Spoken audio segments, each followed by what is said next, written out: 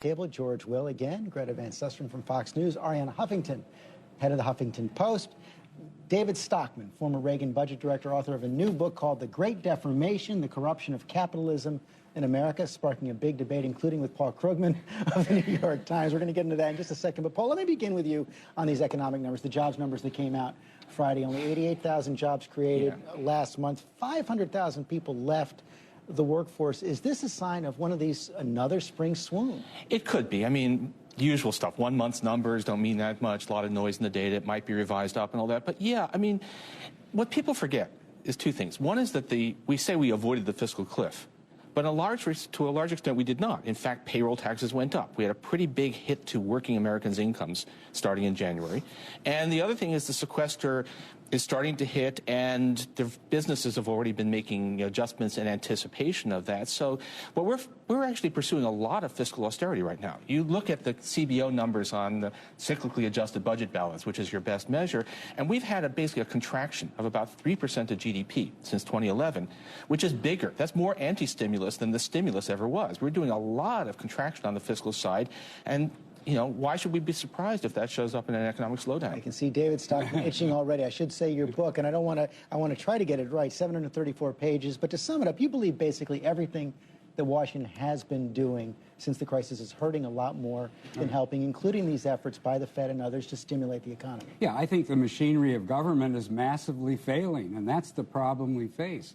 And it's a real threat to the Main Street economy, and that's why the numbers are far more serious that you heard Friday than is being suggested by the White House. The truth is that if we were still counting the labor force the way we did in 2000, the last time the stock market was where it is today, the unemployment rate would be 13.1%.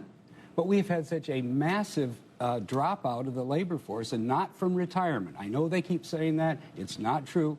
If we've had such a massive dropout from the labor force that we're not even beginning to appreciate the harm and the damage and the hurt that's going on in Main Street. We've had the lowest economic growth in the last 12 years of any time other than wartime for a century. Respond to this point, then I want to bring you just point out, there is a discouraged worker effect. So the unemployment didn't really go down this month, but a lot of it is the aging of the workforce. It's not if you just look at, if you do an age-corrected labor force participation rate, it's not looking nearly as bad. About half of the decline in labor force participation that we've seen is, in fact, just demographics.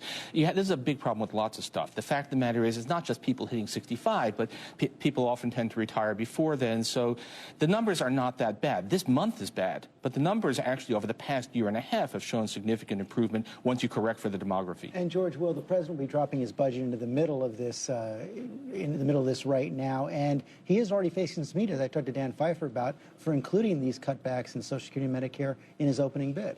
Particularly changing the so-called chain CPI that calculates the cost of living. Well, the fact is that the baby boomers are retiring, bless their hearts, but the fact is 496,000 people left the workforce. We have the lowest workforce participation rate since 1979, which cannot be explained by the baby boomers retiring. Usually and the average after the 11 recessions since the Second World War, we are back within 24 months to the pre-recession employment high. We're now 60 months and counting. The recovery will be 4 years old in 2 months. But this was an unprecedented, or since the Depression, financial crisis. Yes, but I think what David is saying and what George is saying is absolutely true. This is a real jobs crisis, and the urgency of the jobs crisis is not reflected in the president's budget. There is a real disconnect between where the real crisis is and what his priorities are. And I know Don said that we can do both. We can reduce the deficit and we can grow the economy, but we can't. We haven't been able to. And even, Ben Bernanke warned the Senate Banking Committee last month that all these measures, all these deficit reduction measures are having a terrible impact, what he called headwinds. So you agree with David Stockman's analysis, but not his prescription? No, but I think his analysis is key. And I think there's been a lot of attacks on David's book, which are missing the central point of the book, which is his analysis. And at the heart of his analysis is the disconnect between the real economy and the financial economy. Everything we're doing has been good for Wall Street.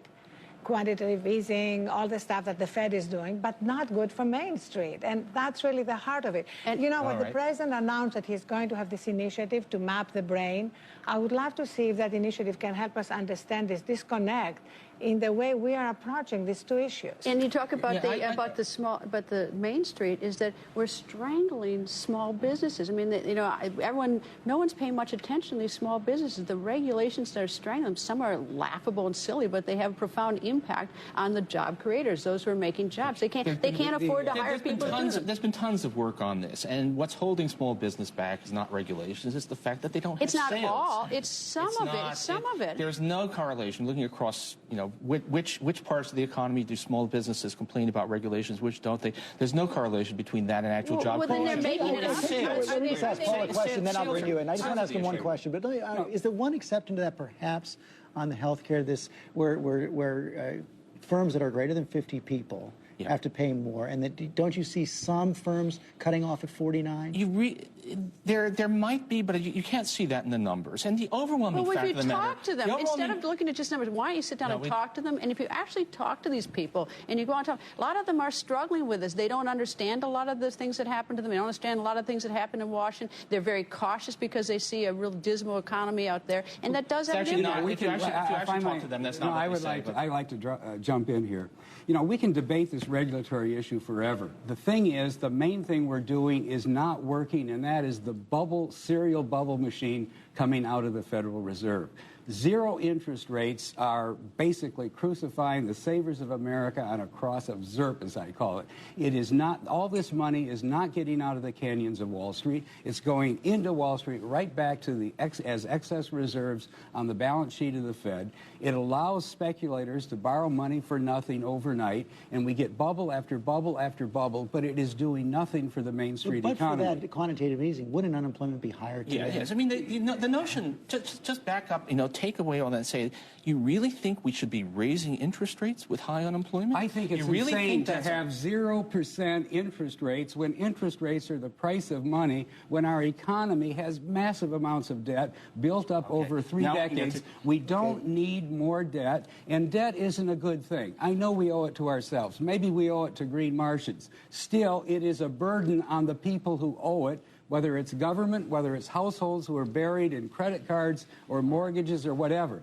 That is hurting, and making more of it through zero interest rates is absolutely counterproductive. Yeah, this is core of my problem with David's book, which is, we have huge debt numbers, but there's a huge misunderstanding of what those numbers mean. People look at the big, debt is 3.6 times GDP and say, we're broke.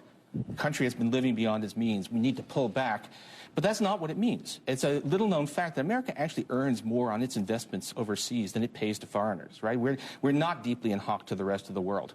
What has happened is that we've complexified our financial system. So it used to be that Jimmy Stewart's bank made a mortgage loan, and that was it. Now some mortgage originator makes a loan, repackages the loan, borrows money using those mortgage securities as collateral, so you can count the same debt twice and sometimes 3 times. So we have this overly complex financial system, which is why we need financial regulation to bring it back to simplicity, but it has nothing to do with excess, has nothing to do with zero interest rates. The big increase in debt took place during the years when interest rates were reasonably high. So this is a terrible misunderstanding. And again, do you really want to raise interest rates in a deeply depressed economy? David and Paul can argue about whether we should have zero interest rates now. No one believes we're going to have zero interest rates forever. And when the cost of government borrowing goes back to anything like the post-war norm, 4, 5, 6%, the debt itself will be the big driver of the debt. That is paying interest payments on the debt. Just servicing our debt. Yeah, but that's all in the CBO projections. It's not as if... Yeah, but the CBO projections, if I might say, the CBO projections are a rosy scenario if there ever was one. If you believe over 10 years we're going to create 16.5 million jobs, when in the last 10 years we've only done 2, if you think we're going to go 14 years without a recession, when from time immemorial we've had one every 50 months, you can believe that. If you do a realistic cut and paste, what we've done for the last 10 years, project it forward, The forward deficit we're facing is 15 to 20 trillion. We're going to have 25 to 30 trillion in national debt. When the interest rate normalizes, as George is talking about, the debt will soar, the interest cost will soar. Wait a minute, It will if we're going to have another once in 3 generations financial crisis in the next 10 years. Hold on. Ariana, then Paul. The CBO has also predicted there is going to be another 750,000 jobs lost this year alone because of the sequester. And there is absolutely no plan by the administration to deal with the jobs crisis. I think this is something which isn't the problem? They don't have a Congress that's not going to pass any. But they haven't even introduced a plan. You know, George, you can't say that because Congress wouldn't pass it, they're not going to introduce a plan to address the major. Hold on, let Paul come in. I actually want to drop this debate for a second and respond. The administration, they have a difficult choice to make. Do they talk about what they should be doing? Or do they position themselves? Since in fact nothing's going to happen, and what they've chosen to do is not to talk about what they should be doing. They've chosen to do, if you like, a halfway cut between what we should be doing and what's actually going to happen, which is nothing at all. And which is why they put the cuts they proposed in the budget. It's not. None of this is real. If you talk to them, you're basically saying that it's okay for the administration to simply position themselves instead of trying to do something for the real crisis. But if you talk to them, they understand this, right? I'll say a word on behalf. They understand that we should be doing more stimulus. We should not be doing all this austerity. But why don't they talk about it? They know they're not going to get it. Greta. But the concept that nothing is going to happen suggests to me that no one's even bothering to try. And that, I think, is a real disconnect between Washington and the rest of the country, is that, you know, they see their politicians not even trying. If you say that sequester is creating all this problem, well, who created the sequester problem in the first place?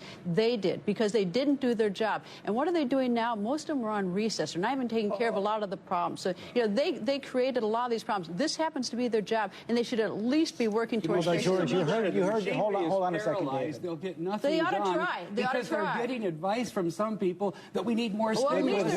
With one exception. Is a better idea than here's where doing nothing, people are less trying. talking. Here's where people are trying. I want to bring this to George. Well, you saw Dan Pfeiffer talk about the Common Sense Caucus. The president is trying to reach out to Senate Republicans who might be part of a deal. And I tend to agree that it's going to be very, very, very difficult to get one. But you have the debt limit being hit again in mid-May sometime in the summer. And a lot of people do believe that might finally force some kind of compromise. You don't? I don't, for two reasons. First of all, the president on the left has people objecting to anything as mild even as changing the way we calculate cost of living increases for entitlement programs. And on the right, the Republican position, and it's set in stone, is that the president got his revenues, end of story. So when the president comes back for more revenues, all of which is to reduce the deficit, $600 billion over 10 years, that's $60 billion a year. It's a rounding error. It's noise. The Social Security CPI saves $100 billion over 10 years. It's 1% of the problem. The machinery is paralyzed. The Republicans can't own up to the fact that we need major new revenue sources. The Democrats keep saying Social Security isn't busted. It's busted. It is already running a $50 billion deficit a year. There is nothing in the trust fund. It's confetti. It's paper. I don't want to get this. I disagree with everything my colleagues just said. But let me say, this is not about machinery. This is about people, and it's about visions. We have two parties that have fundamentally different visions of what America should be. We have Democrats who want an expansion of the safety net and have gotten it mostly in Obamacare, but they want it to be, you know, even more. And we have Republicans who want to dismantle a lot of the legacy of both the Great Deal and the Great Society and the New Deal. And of course, it's a paralysis because the parties do not agree at all on which direction this country should take. And the last election was not, unfortunately, did not resolve it one way or the other. It's not true. Voted for Obama. It's not true that there is a clear, distinguished vision at the moment. We have a 64% increase in suburban poverty. We have a doubling of people on food stamps and disability payments. We have millions of people's homes underwater. And the administration is ignoring this crisis because they are prioritizing deficit reduction. They have bought into the Republican talking points. And this is not a right-left point. They are ignoring what's happening in Europe. The Eurozone has now the highest unemployment rate it has had. All the austerity measures or the deficit reduction measures have not worked in Europe. They are not working here. And yet, the administration is not putting forward a coherent vision that prioritizes jobs and growth. The reason we have paralysis is because we don't have the money. And I think people want to take care of people. I don't think people want to take the safety net away from people who really need it, because Americans are really good, decent people. If we didn't have a revenue fight in terms of how much money we have, the condition of the economy, the condition of the national government, we wouldn't be having half these fights. And the two parties might be able to come together a little bit better. If we fundamentally got this economy up and roaring, we'd be fighting a little bit better. I got to change. Parties do the same thing. They're glorified concierges that introduce politicians to money. They don't stand for anything. They don't believe anything. If the Democrats did, why do we still have too big to fail? We allegedly had a heart attack several years ago, and the banks are bigger than ever. Why don't the Democrats do something to break them up and cut Wall Street down to size? That is going to have to be the last word on that.